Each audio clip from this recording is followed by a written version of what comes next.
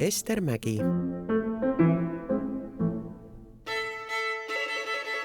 Selleks peab ikka olema eriti kõva mees, et olla Ester Mägi.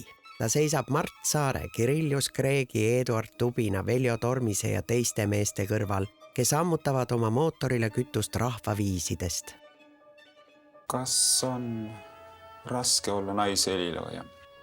Ma loodan, et mul ei ole hinnaalandus tehtud kunagi, sellepärast et ma naine olen.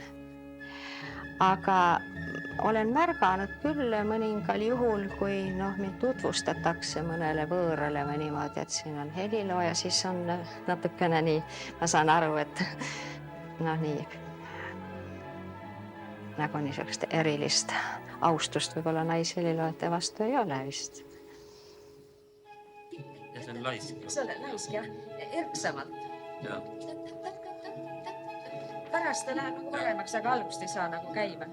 Võib öelda, et Mägist sai helilooja õnnetu juhuse tahtel. Kätehaiguse tõttu ei saanud ta enam pianistina jätkata. Helilooja teed alustas ta 51. aastal Mart Saare õpilasena konservatooriumis. Ajal, mil ta muusika kirjutamist alustas, oli riiklik tellimus. Nõukogude kultuur peab olema sisult sotsialistlik ja vormilt rahvuslik. Jah, Mägi muusikas on olemas väga tugev rahvuslik juurikas, kuid sotsialismiga pole seal midagi pistmist. Arhailise kultuurimälu kõrval troonib selge euroopalik vormikultuur.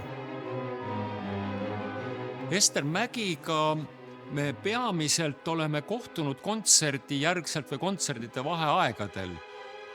Ja alati, kui me niimoodi väga viisakalt tervitades olime vahetanud mõtteid, siis sageli just nii, et mul oli olnud mingi esiettekanne, siis olid mõned väga tabavad ja ilusad märkused. Temast õhkus kogu aeg sellist elegantset heledust, ma ütleksin.